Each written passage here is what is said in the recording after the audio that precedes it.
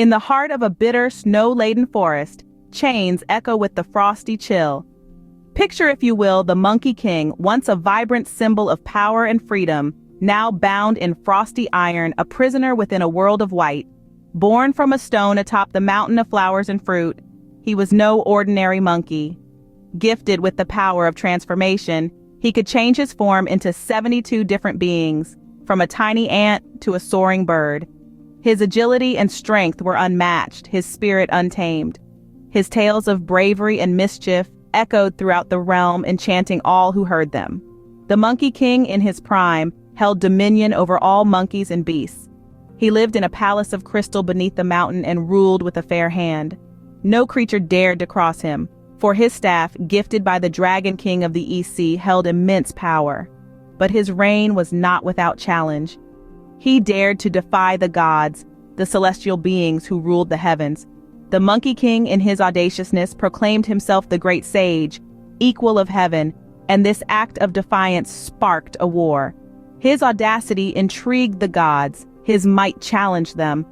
The Monkey King fought valiantly, his legendary staff whirling, his transformations bewildering the celestial warriors, but even his great power was not enough. Betrayed and outmaneuvered, the Monkey King fell into a trap. The gods, in their cunning, had forged chains capable of binding his mystical powers.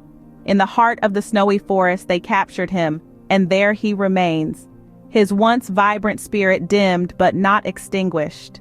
As the echo of the Monkey King's chains fades, the tranquility of the forest is shattered by an alien sound. A desperate, high-pitched cry cuts through the frosty air. We shift our gaze from the Monkey King to another corner of the forest. Here, a different drama unfolds.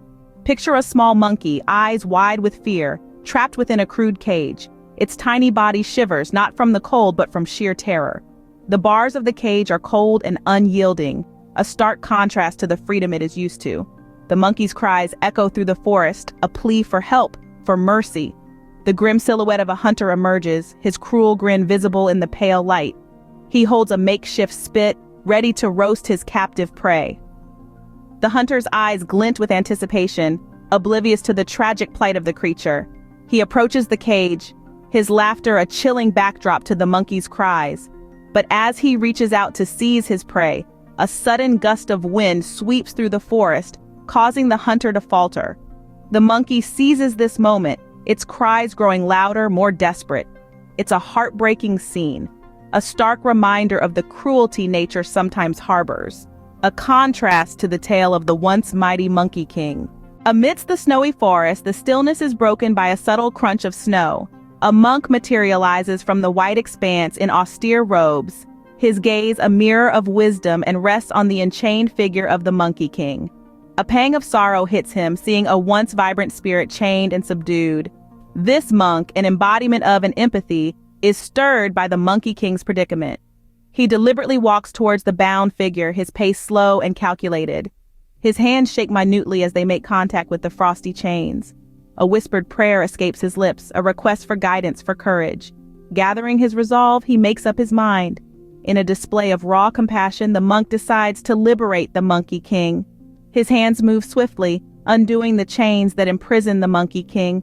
As the final chain clatters to the ground, the Monkey King's eyes light up, his spirit reawakening.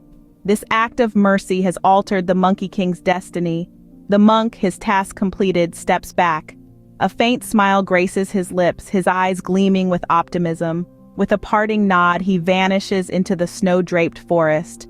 The Monkey King, tasting freedom once again, watches as the monk recedes from view. Alone once more, the Monkey King is left with the monk's compassion resonating through the snowy wilderness. Now imagine the once mighty Monkey King. His fiery eyes now dull, his body chained, his staff just out of reach.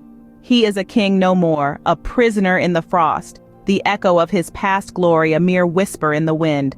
But remember, this is the Monkey King we speak of, the great sage, equal of heaven. His spirit may be bound, but it is far from broken. The snowy forest may be his prison, but for how long? For even in chains, the Monkey King is not one to be underestimated.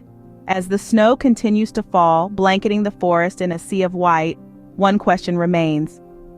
Will the Monkey King reclaim his freedom, Or is this the end of his legendary tale?